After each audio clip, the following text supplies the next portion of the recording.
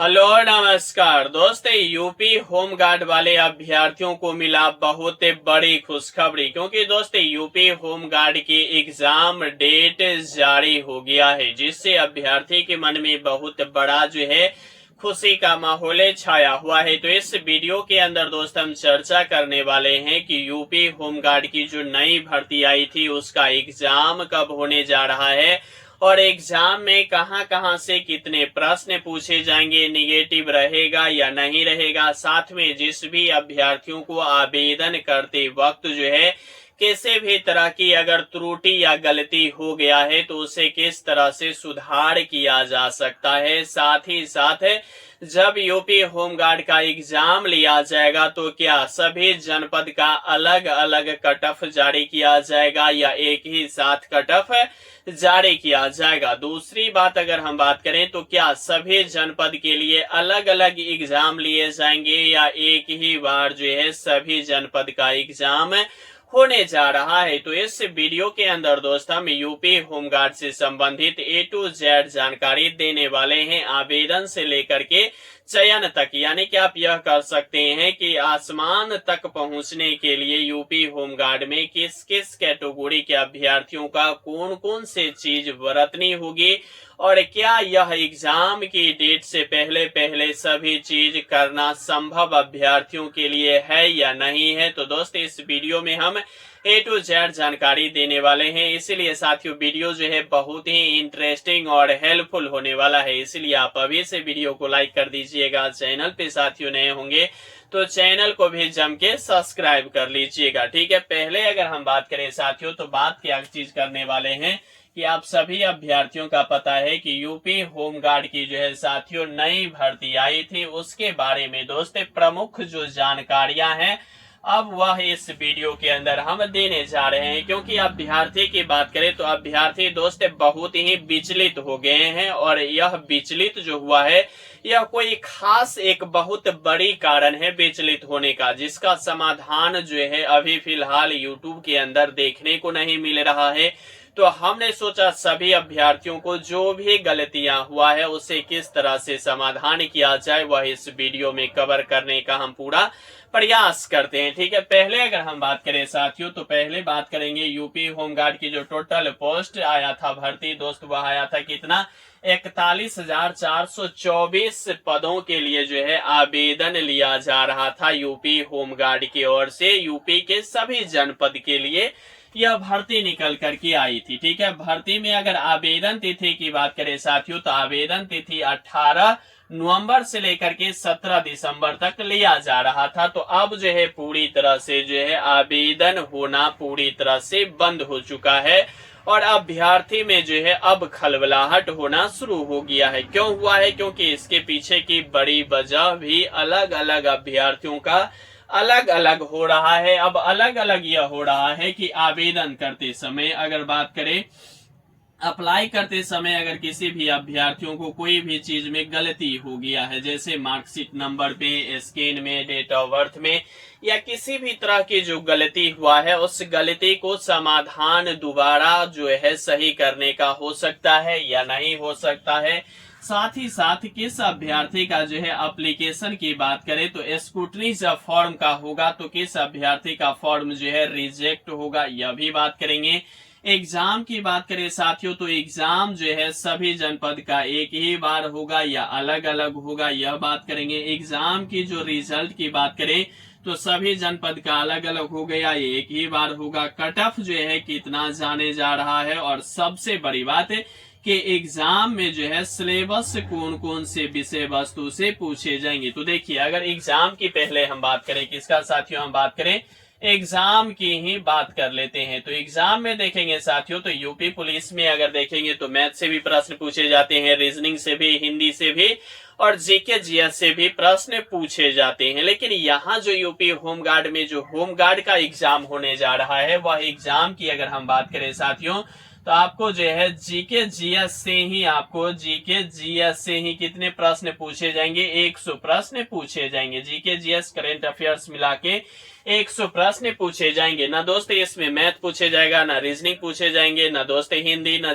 मतलब कुछ भी नहीं होगा, सिर्फ जीके जीएस करंट अफेयर्स से ही 100 प्रश्न पूछे जाएंगे। ठीक है, 100 प्रश्न पूछे जाएंगे तो 100 मार्क्स का होगा। ठीक है, निगेटिव की बात करें साथियों तो निगेटिव जो है नहीं है। ठीक है, निगेटिव नहीं है। और एक बात यह है कि 100 प्रश्न 100 मार्क्स का होगा, सिर्फ जीके जीएस ही आपको पढ़ना है। ठीक है, अब बात करते हैं कि क्या सर सभी जनपद का अलग अलग एग्जाम होगा। तो देखिए, जैसे यूपी पुलिस में 5 रोज 7 रोज 10 रोज जो एग्जाम होता है, तो यूपी बहुत बड़ा राज्य है, यह आप स्वीकार करने में कतई भी जो है परहेज नहीं रखिए। ठीक है, वास्तव है कि बहुत बड़ा है, तो इसका एग्जाम एक शिफ्ट में या एक दिन में संभव नहीं है। लेकिन यह है कि आप जो है किसी भी डिस्ट्रिक्ट से हैं, किसी भी जनपद से हैं, तो आपका यह है कि इसका एग्जाम जो है कुछ लंबा चलेगा, लेकिन सभी जनपद का एग्जाम एक ही बार होगा। क्या समझे, सभी जो है क्या होगा साथियों, सभी जनपद का जो है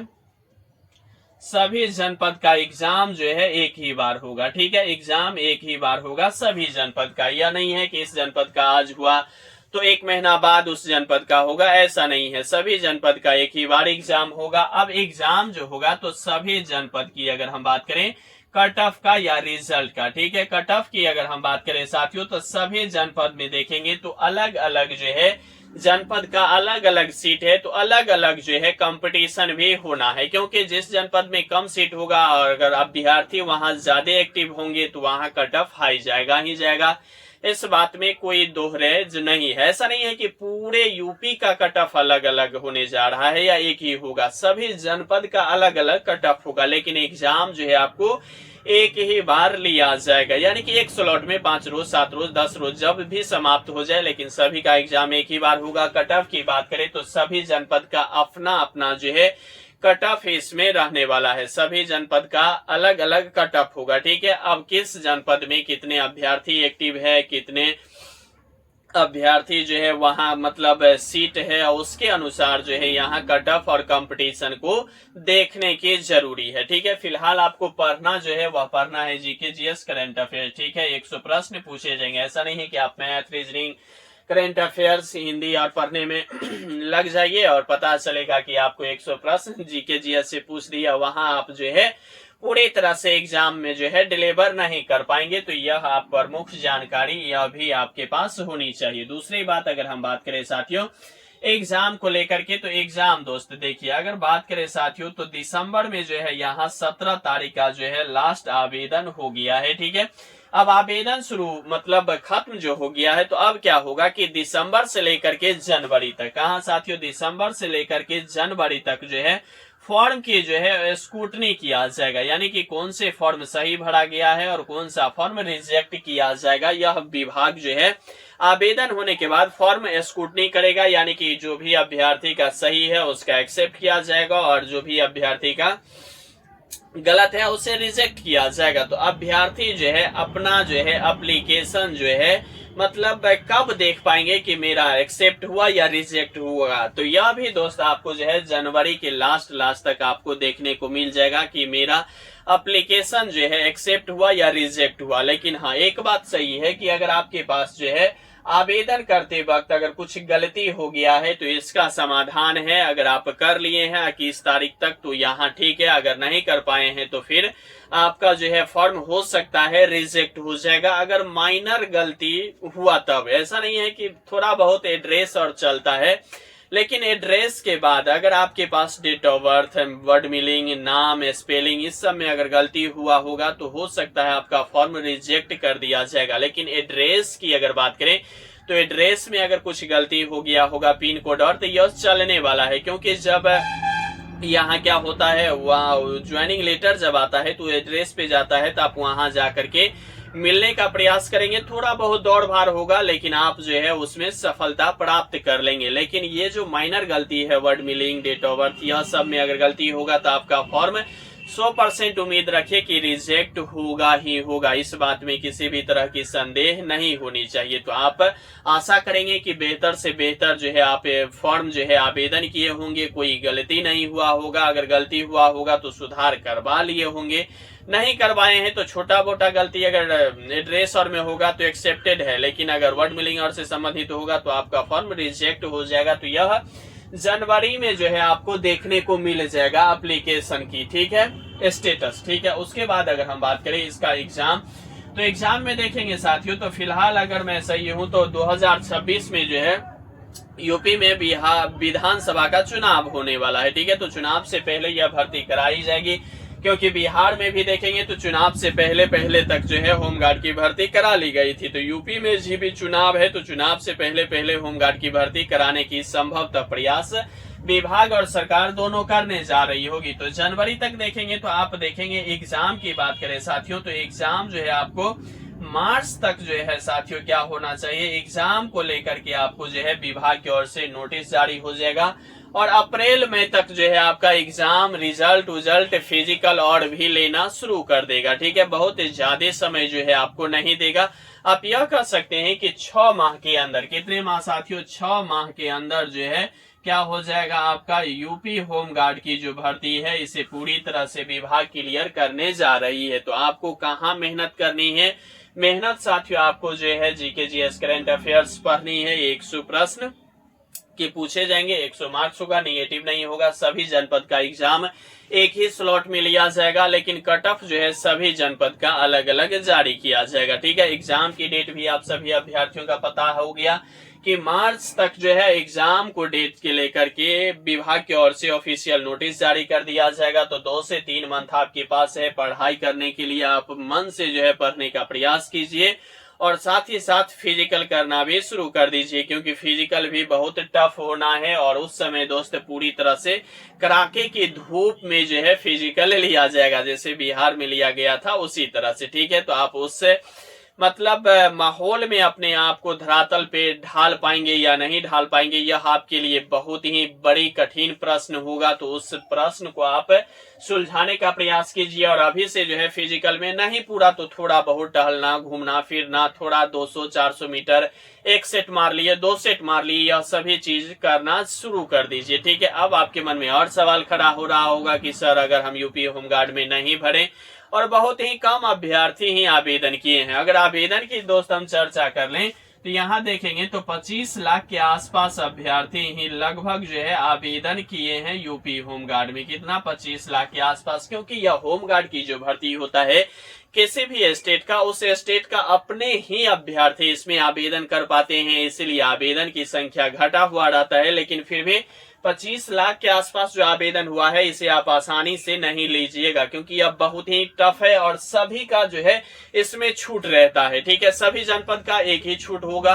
ऐसा नहीं है कि अदर स्टेट से आया है तो वह जनरल से लड़ेगा, यह भी नहीं है अदर स्टेट से तो एक भी अभ्यर्थी नहीं गया होगा। तो सब आप ही के जनपद का है, आप ही का स्टेट का है, तो कंपटीशन होगा। तो इसको 25 लाख के आसपास के अभ्यर्थियों को बीट करके आपको जो है 41,424 तक आने में कड़ी मेहनत करनी होगी। वह मेहनत की पहला पड़ाव एग्जाम होगा। एग्जाम में जो है आप आसानी से इसे क्लियर कर सकते हैं। कोई ज्यादा टॉपिक भी आपको नहीं पढ़ने की जरूरी है, और फिजिकल तो बहुत ही आसान है, जिसे आप आसानी से अभी से अगर थोड़ा बहुत करेंगे तो कर ले जाएंगे, ठीक है। बाद बाकी अगर आपके पास फॉर्म रिजेक्ट का स्टेटस जो है या एक्सेप्ट का स्टेटस जो है आपको जनवरी तक देखने को मिल जाएगा। बाद बाकी साथियों, क्या आपका भी आवेदन करते वक्त किसी भी तरह की कोई त्रुटि हुआ है वह कमेंट करना नहीं भूलिएगा।